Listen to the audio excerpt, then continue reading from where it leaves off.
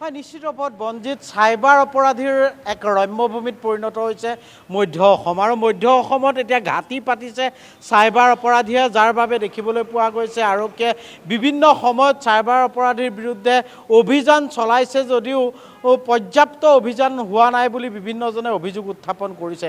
বিশেষকৈ দিল্লী আৰক্ষীয়ে পুৰহি ডিমাপুৰত অভিযান চলাইছিল আৰু নগাঁও বেচামাৰীৰ এজন যুৱক আনাৰুদ্দিন লস্কৰ নামৰ এজন যুৱকক ডিমাপুৰৰ পৰা গ্ৰেপ্তাৰ কৰিছিল আৰু ডিমাপুৰৰ পৰা গ্ৰেপ্তাৰ কৰা যুৱকজনক লৈ পেলাই নগাঁৱত দিল্লী আৰক্ষীয়ে কালি অভিযান চলায় আৰু মমছাদ আৰিফ নামৰ আন এজন বেচামাৰীৰ যুৱকক ইতিমধ্যে দিল্লী আৰক্ষীয়ে গ্ৰেপ্তাৰ কৰিছে। ইয়াৰ উপৰিও আন এজন শিয়ালমাৰীৰ যুৱকক সোধপোছৰ বাবে দিল্লী আৰক্ষীয়ে আটক কৰিছে আৰু তাৰ পিছতে দিল্লী আৰক্ষীৰ যিটো দল সেই দলটো মৰিগাঁৱলৈ ৰাওনা হৈছে কাৰণ মৰিগাঁৱৰ বিভিন্ন প্ৰান্ততো চাইবাৰ অপৰাধী সক্ৰিয় হৈ আছে আৰু এই চাইবাৰ অপৰাধীয়ে বিভিন্ন ধৰণেৰে তেওঁলোকে কূটকৌশল ৰচনা কৰি বিভিন্নজনক ঠগ প্ৰবঞ্চনাৰে ধন লুটৰ প্ৰচেষ্টা হাতত লোৱা পৰিলক্ষিত হৈছে। কিন্তু এইখিনিতে বঞ্জিত মই এটা কথা ক'ব লাগিব যে নগাঁও আৰক্ষীৰ বিপৰীতে কিন্তু মৰিগাঁও আৰক্ষীয়ে কিন্তু চাইবাৰ অপৰাধৰ বিৰুদ্ধে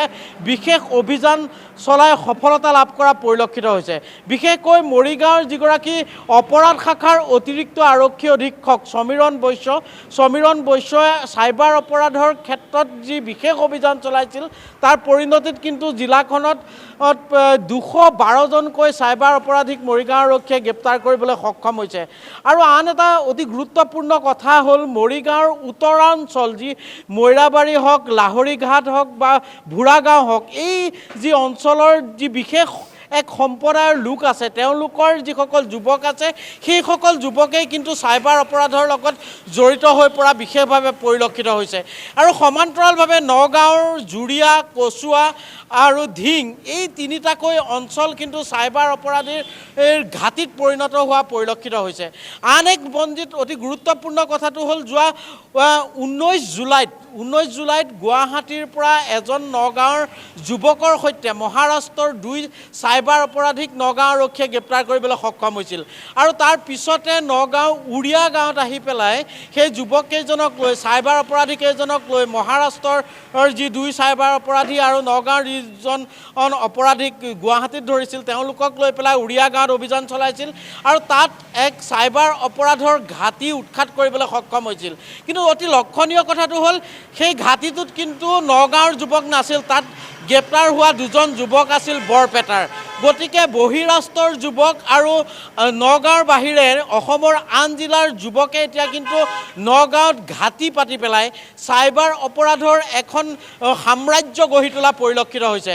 গতিকে নগাঁও আৰক্ষীয়ে কিন্তু ইয়াৰ বিৰুদ্ধে অতি ক্ষিপ্ৰতাৰে ব্যৱস্থা গ্ৰহণ কৰাটো অতি প্ৰয়োজন হৈ পৰিছে। কাৰণ আমি মৰিগাঁও আৰক্ষীৰ লগত যেতিয়া যোগাযোগ কৰিছিলোঁ তেতিয়া মৰিগাঁও আৰক্ষীয়ে এটা কথা কৈছিল যে তেওঁলোকে যি 212জন চাইবাৰ অপৰাধীক ইতিমধ্যে গ্ৰেপ্তাৰ কৰিছে সেই 212জনৰ অধিকাংশই কিন্তু সম্পূৰ্ণৰূপে আনৰ নামত ঋণ লৈ পেলাই লাখ লাখ টকাৰ ঋণ লৈ পেলাই আনৰ নামত প্ৰবঞ্চনা কৰিছে।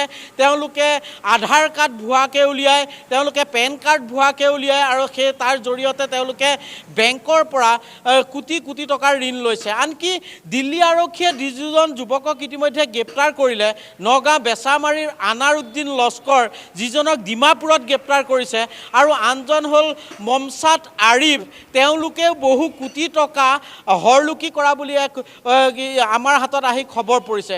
গতিকে সৰ্বসাধাৰণ ৰাইজক বিভিন্ন চলনাৰে কৌশলৰে কিন্তু এই চাইবাৰ অপৰাধীয়ে যথেষ্ট পৰিমাণে কোটি কোটি টকাৰ ধন তেওঁলোকৰ পৰা আত্মসাৎ কৰি আহিছে। গতিকে নগাঁও আৰক্ষীয়েও ইয়াৰ বিৰুদ্ধে কিন্তু অতি ক্ষিপ্ৰতাৰে ব্যৱস্থা গ্ৰহণ কৰাটো অতি প্ৰয়োজন। কাৰণ চাইবাৰ অপৰাধ নিয়ন্ত্ৰণ কৰাৰ ক্ষেত্ৰত চাইবাৰ অপৰাধৰ বিৰুদ্ধে অভিযান চলোৱাৰ ক্ষেত্ৰত কিন্তু নগাঁৱৰ দাঁতিকাষৰীয়া মৰিগাঁও জিলাৰ যি আৰক্ষী বিশেষকৈ মৰিগাঁও আৰক্ষীৰ যিজন অতিৰিক্ত আৰক্ষী অধীক্ষক অপৰাধ শাখাৰ সমীৰণ বৈশ্য বিশেষভাৱে সফলতা অৰ্জন কৰিবলৈ সক্ষম হৈছে।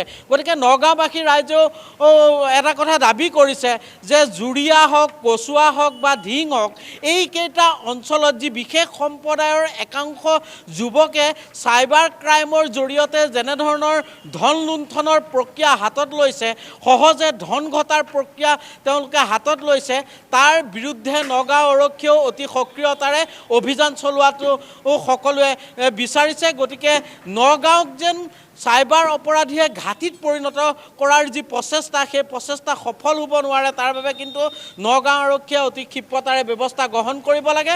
অন্যথা কিন্তু এনেধৰণে বহিৰাজ্যৰ পৰা যুৱক আহি, চাইবাৰ অপৰাধী আহি, আন জিলাৰ পৰা চাইবাৰ অপৰাধী আহি পেলাই নগাঁৱত বাহৰ পাতি ধন লুণ্ঠনৰ যি প্ৰক্ৰিয়া, সেই প্ৰক্ৰিয়া এনেদৰে চলাই নিব, তাক লৈ পেলাই কিন্তু নগাঁওবাসীৰ ৰাইজো অধিক উদ্বিগ্ন হৈ পৰা পৰিলক্ষিত হৈছে। আৰু দিল্লী আৰক্ষীয়ে অভিযান চলাইছে। ইয়াৰ পূৰ্বেও আন ৰাজ্যৰ পৰা, মহাৰাষ্ট্ৰৰ পৰা আহি পেলাই নগাঁৱত চাইবাৰ অপৰাধৰ বিৰুদ্ধে অভিযান চলোৱা পৰিলক্ষিত হৈছিল।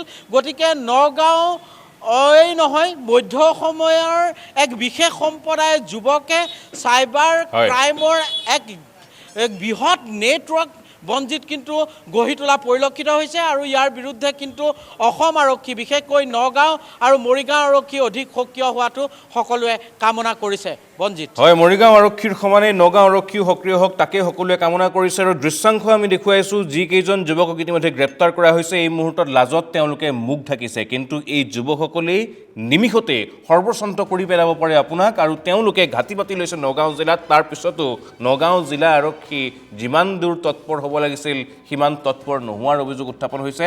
দাবী উত্থাপিত হৈছে, মৰিগাঁও আৰক্ষীৰ দৰেই দৃষ্টান্তমূলক ব্যৱস্থা গ্ৰহণ কৰক নগাঁও আৰক্ষীয়েও। নগাঁৱত গঢ় লৈ উঠা এই মুখ ঢাকি ওলাবলৈ লাজ কৰা প্ৰতিগৰাকী প্ৰবঞ্চকক গ্ৰেপ্তাৰ কৰিবলৈ ব্যৱস্থা গ্ৰহণ কৰক নগাঁও আৰক্ষীয়ে।